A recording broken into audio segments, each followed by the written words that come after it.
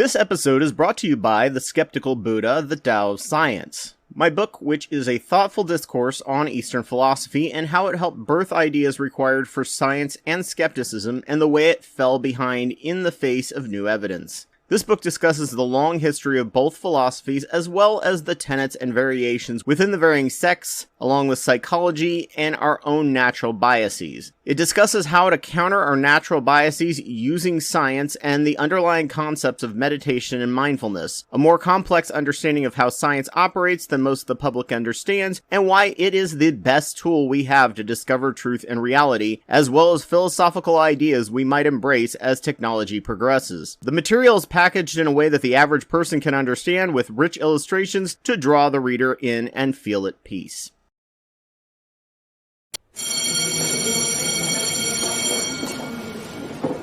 Welcome to After School Democracy, the podcast that attempts to fill in the gaps you almost certainly missed in school about politics, economics, and history. Legal Eagle made a video a couple months ago pointing out how, thanks to some arguments, especially by Justice Scalia and rulings based on his influence precedents, because no person has any right to aid from the government, cops have literally no constitutional obligation or duty to protect or help anyone. So they can't be sued for inaction or completely ignoring your case, while qualified immunity ensures they can almost never be charged or fired for actual harm they actively caused. They can suck terribly at their job and be protected by the police unions, let you die, especially if you're a minority, kill you and claim you are scary, and thanks to civil asset forfeiture, a law created to bust the mob specifically, cops have now seized and stolen more money from citizens than burglars have. In other words, what the hell are we paying them for? Cops started out in the North as methods to protect private property and bust unions. Prior to that, communities and neighborhoods had the night watch, or in some cases a posse, which was closer to the modern volunteer fire department than the organized salaried police. Fire departments, however, at that time in major cities were dirty as all hell and often got into fights with competing for-profit fire departments while everything burned down. For most of their existence, cops were viewed as dirty, corrupt thugs who only worked for the rich and on occasion threw the average person a bone. There is a reason they had so many early ties to the mob, because they often came right out of the mob depending on the city. And if they weren't from the mob, from the 1920s to the 1940s, most police departments in the North and South were entirely made up from people from the Klan. Most of the Southern police were former Civil War vets who had been part of the old slave patrols, who now were posses to enforce Jim Crow laws while allowing and often helping with lynchings. It wasn't until Dragnet and other cop shows, as a pure fantasy, as a standard we should hold our cops to, as an ideal, that the opinion of cops began to flip. In fact, to this day, the average person thinks the number of solved versus unsolved case ratio is actually opposite to that of reality. As someone put it, CSI gives people the belief that there are entire branches of police departments dedicated to protecting from and investigating rape instead of two dudes treating women like they're obviously lying.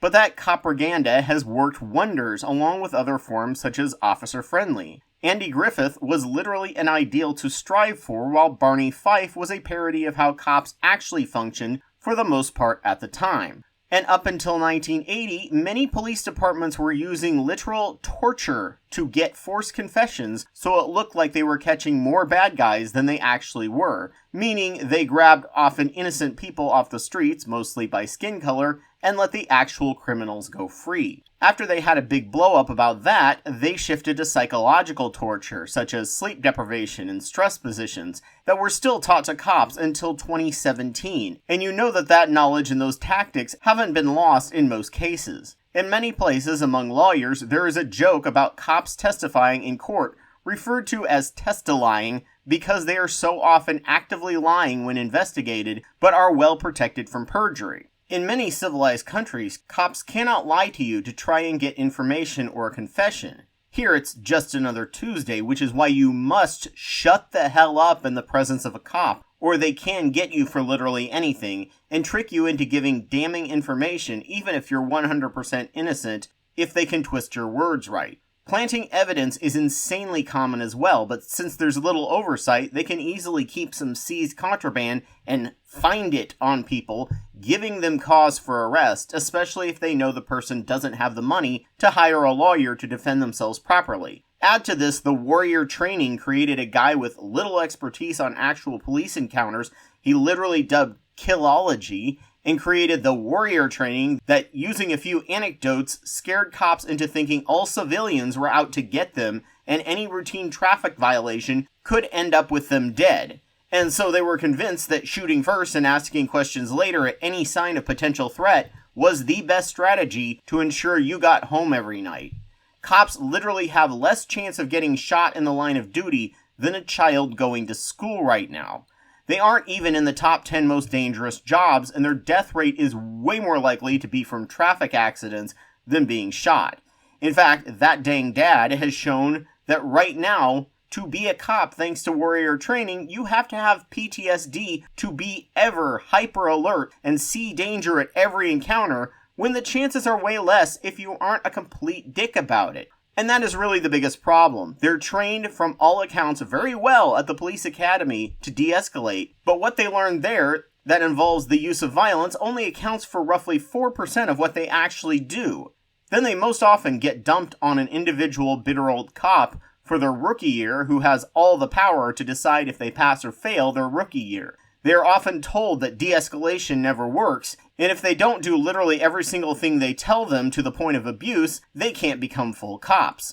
This weeds out people too smart, who care about their community, and non-racist, so we literally get morally blind grunts, and often active white supremacists. There are police departments trying to change this by making all departments responsible for rookie training, but nowhere near enough. Lastly, add in that if everyone you are working with is dirty or there are too many ethical issues, if you try and quit and move to a different department, you lose all your seniority in the new place and have to start over from the bottom all over again. In spite of what Fox News and right-wing echo chambers have said, no police department in the entire US has been defunded. If anything, more of their funding has gone up. We will discuss the leftist version of defund the police, but the liberal argument for it was, as I said earlier, only 4% of what they do involves the use of violence, so they end up most often using violence when they don't need to. Cops like the military are expected to do much more than they actually are trained to do, so let's swap out that 96% of their work they don't need to be armed with unarmed civil servants.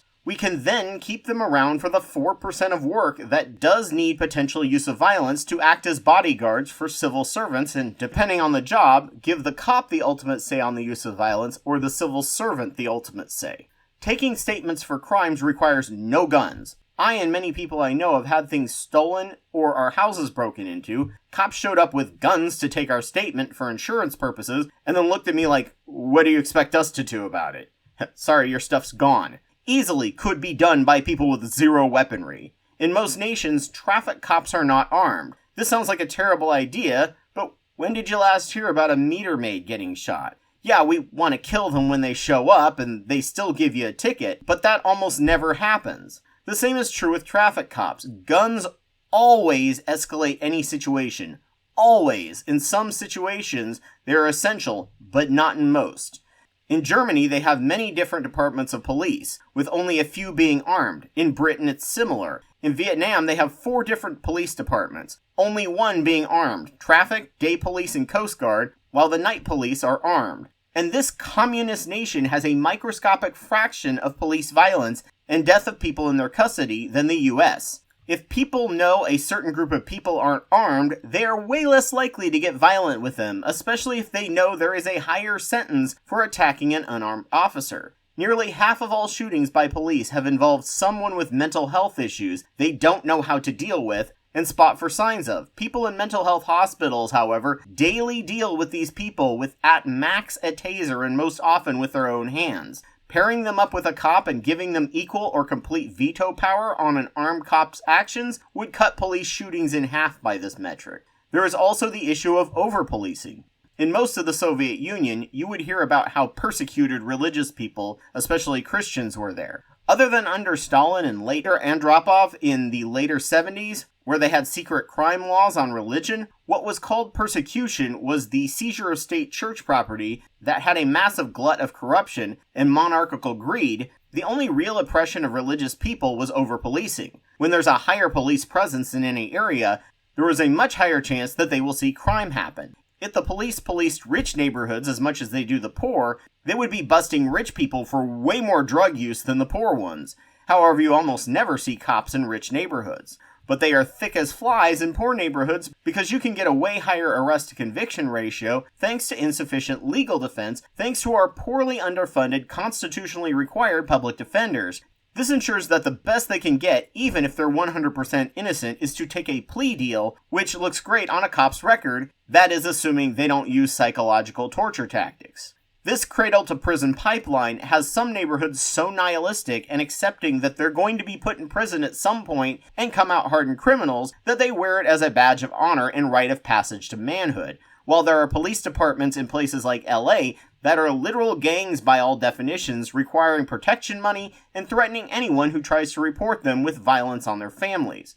Thanks to this constant over-policing in the case of algorithm-based stop and frisk, because all our data is collected based on old racist data, even if you're 100% not racist and still use this data, you will have cops continue to over-police these areas, and surprise, surprise, you see crime happen. And the joke's on the stereotypical Karen, who calls the cops on her black neighbors for literally anything, as now her neighborhood has higher crime stats, which means it's going to be more likely to be over-policed, which means on paper it looks like she's living in a more dangerous area, and it's going to directly drop her property values. In fact, it's been argued that having more cops in places like community policing reduces certain members of the community more in the gray zone of the law from participating in community over fears of cops. And without community, they are at higher chance to shift to drug addiction and use violence instead of words, with less human interaction to learn communication skills, reducing their social impulse control, cost-benefit analysis, and ability to de-escalate a situation. With a mix of crime and then 2 years out of social practice thanks to COVID and isolation, everyone, white, black, urban, and rural, is much more likely to use verbal abuse or violence, and it exacerbated in the already more violent and impoverished areas where financial stress has been shown to literally drop your IQ, as I can attest to with some of the dumb things I did when financially stressed, and can look back on now with clarity. Areas like Philly that just exploded in violence and shootings, when if they had the tools needed required by community, most of them would never have gone to killing. Some places like Philly have created a 311 hotline to call in case of non-violent calls instead of the 911 calls, but even then they haven't cut any funding to cops. So that is the liberal concept of defunding the police. Replace most armed police with civil servants so the cops can be bodyguards to the civil servant experts and only use the cops in times and places where violence is actually needed. Now let's move on to the leftist idea of defunding the police. How would that look, as even with the liberal solution, cops and civil servants have no obligation to help or protect you? Why are we even paying them in the first place? Some of these issues can be fixed with federal and state laws, but many don't see that as ever being good enough. Apparently, if we want protection that is guaranteed, you have to do local community organizing with a community armory/rescue gear, closer to that of a volunteer fire department than a policing agency. What it would probably require is some form of low-level UBI to ensure people had the financial means to be involved with the extra duties in policing the neighborhood. Each neighborhood would have a public armory in case force and violence was needed, but pretty much all people watching would be unarmed. The community would use direct democracy if changes or funding is needed, and they could agree to remove some people from the watch if they were too violent or unreliable. Publicly funded forensic labs would still exist, and police detectives might still exist, but it's possible that neighborhoods would decide to hire private detectives on retainer, like many do a lawyer. Either way, PIs would not need to be armed either, and probably get backup from the community if needed. Prisons would be like they are in Sweden and Denmark, basically houses you just can't leave, so you can learn the skills needed to function once you get out, and guards that view these people as screwed up in life, but didn't have the impulse control needed to learn these skills, so they still needed to be treated as human beings who can learn these skills, as they will someday be his neighbors. Prisons would not be about revenge, but restorative justice. They would be about temporarily removing a person who wasn't safe to others from society until they could be deemed safe enough to return. In that rare case, the most extreme may require life in prison, but that is only if they show no chance of returning to society as a functioning individual.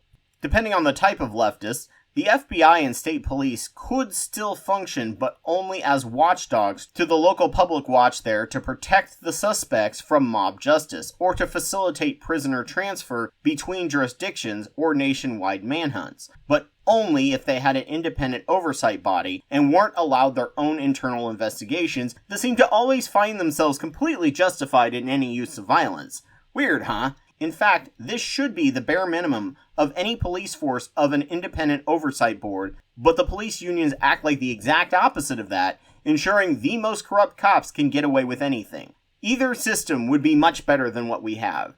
Cops should not be scared little bunnies of every single thing when they don't even have that high of a death rate. They should not have any incentive to over-police and favor one class over another. We don't need cops that refuse to enter a building as a gunman kills school kids, and then actively refuse to cooperate with elected leaders to investigate their department as to why they screwed up, meaning they are accountable to no one in their own heads. We need as many specialized unarmed public servants to fill the roles needed, and armed cops don't need to fill more than 4% of that role. If we want cops we can be proud of, the way we currently run things is not how you do it. It's been a horribly corrupt institution since its inception, but many of us were fine with it because of great marketing. We want cops that match the copropaganda, not as a cover for cops as we have them currently. The more you know about cops, the more useless they actually seem. We need to defund the police, redirect that money to people better at handling the problems they have piled on them as a catch-all, and disarm them so they view us as their tax-paying boss instead of us as the enemy, acting like entitled, power-hungry bullies with PTSD scared of everything and everyone. Especially since we have mechanisms that actively keep well-meaning good cops out of the police force and ensure that ones that make it can't get promoted because they refuse to cheat by sending people to prison who are actually innocent. So as always, thank you all for watching this as a video or listening to this as a podcast, which I'm sure was completely uncontroversial to anyone, especially to the YouTube monetization team. So if you found this useful, please donate to my Patreon. Just a reminder that I'm Anubis2814 on YouTube, and I have almost 700 videos on my channel that I've made over the past 11 years on religion, science, psychology, and politics. Please go check them out, and if your site has the option, like, rate, review, and comment. A special thanks goes out to Kendall Copperberg, Mylon Mia, Ogrel, Elias Garcia Guevara, and Joe Taylor for their $10 or more Wapawet level donations. I'm always humbled by the fact that they find my work worth funding and worth driving me forward. Thank you all. Please consider donating to my work if you can, and thank you all for listening.